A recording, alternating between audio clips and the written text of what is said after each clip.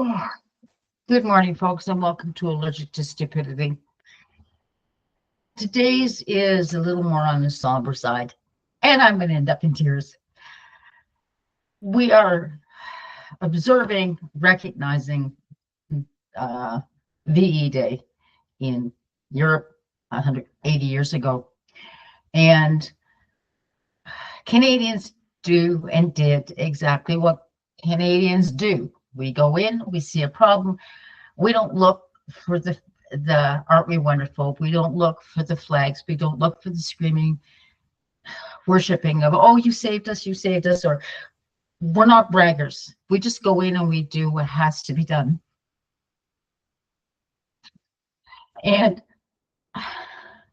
I did not find out about this till my father was older. So there's two parts to my story before I get on to Todd.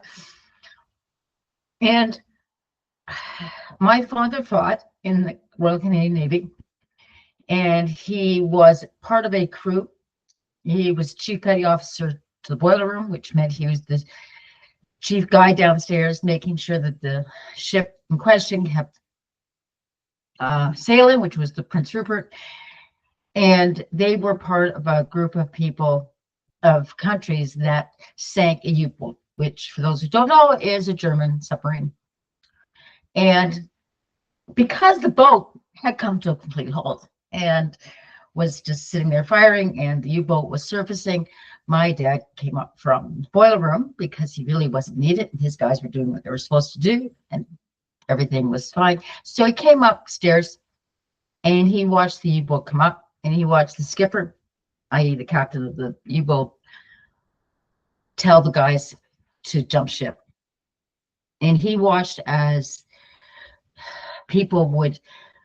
sailors were jumping out of their U-boat as it was sinking. And of course, the last one, because that's naval tradition to jump, was obviously the skipper, the captain of the U-boat. And I asked him why he did this. And he said, when he watched these guys, all he saw was not German sailors. He wasn't seeing little Nazis. He was seeing brothers and sons, fathers, uncles, jumping in to save their lives. And so he knocked off his boots and jumped overboard to save the three sailors. He got morale shit from the captain, tongue in cheek, and because when you're in the forces, you're not supposed to save the enemy. But he said, at that moment, all I saw was humanity. All I saw was people who were just trying to live long enough to see their loved ones, long enough to see another day. And that in that U-boat, all they were doing was what their government told them to do, just like he was on the Prince Rupert doing what his government and the Allies were telling him to do. And he said, I don't ever regret doing it. And he showed me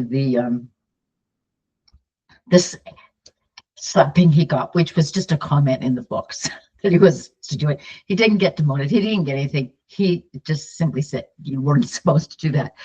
The Prince Rupert, along with the other, it was a British ship and a American ship. They rescued all the sailors off of the boat and brought them into Halifax for POW camp. LOL. I have some of those Navy blankets that were wrapped around those sailors. They lie on my bed and keep me warm at night. And that's always stuck in me.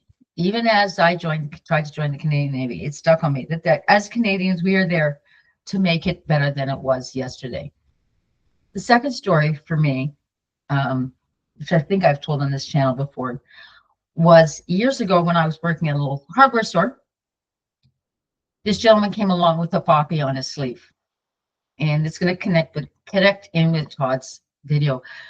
And it was May, it's June, and I went, sir, with all due respect, that poppy, we're only supposed to wear it November the 11th, just as a remembrance of. And he looked at me, and he told me that as a little boy, he was there as the Canadian soldiers marched in and got rid of the Germans. He sat and watched as the Canadian soldiers marched the German soldiers out. And as he said, as I was standing there, skin and bone, because I was just a little person and there was no food at that time, one of the Canadian soldiers came up to him and said, "Here, you want my chocolate bar?" And I said, yes. And I broke it off and I shared it with my friends because that's what you do. And the Canadian soldier said something about, "When's the last time you ate?" And he said, "I don't know. I just don't know."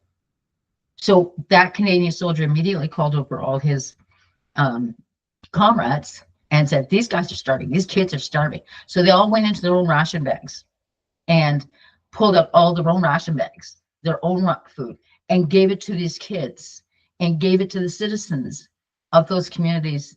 They helped eradicate the Nazi soldiers. And then he immediately got on his radio and called to CO and said, "We're in such and such community and these people are starving." And within 24 hours, this man said there was food being dropped to those citizens of that community. He said, "I will never forget the Canadians." He said, "That's why I moved to Canada." And he said every fall he buys enough poppies to last him a year. He says, because they will not tarnish. They will not get dirty. They have to be clean. He says, "I lived through that shit." And here we are in 2025 on the verge of doing the same shit all over again. And we're arguing amongst ourselves. So I am going to finish off today with this video. So please like, share, and subscribe. But please take 5 minutes to be grateful for the free country that we live in, and for our vets, and for our soldiers, airmen, and seamen that are out there now.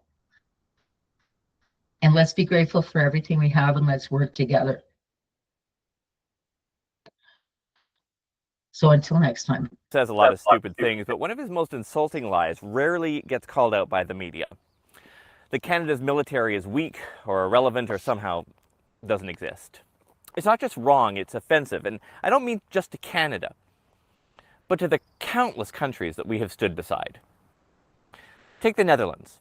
Ottawa blooms with tulips each spring because the Dutch send them in gratitude. Gratitude for liberation.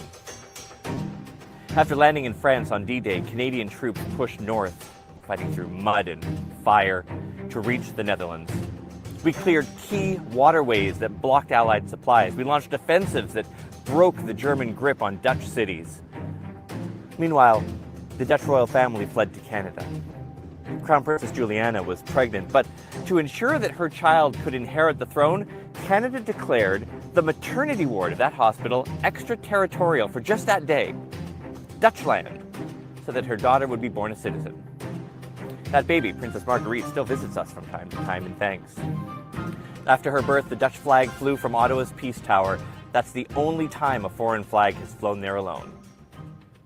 Meanwhile, back in Europe, our troops were clearing house to house, freeing millions. And on this day, 80 years ago, German forces in the Netherlands surrendered. The cost was deeply painful. The lives of 7,600 Canadian soldiers. Today, their sacrifice is taught in schools over there. Canadian flags fly in cities all over the country. Families adopt the graves of Canadian soldiers and care for them. They consider it a duty. They pass it down from generation to generation, just that one grave that their family is responsible for. So if you ever wonder whether what we do as a country matters, look to the Netherlands. Look to the tulips. Look to the faces of the veterans embraced by new generations in the cities they saved. I guess in a way, Trump is right. Our militaries are different. Ours don't fight because we have to. We fight because we choose to. We don't fight for conquest. We fight for compassion, for deliverance, not dominance. America counts victories in enemies defeated. We count ours in lives restored. And sure, the U.S. military is big and shiny and loud. But you don't need to shout when history speaks for you.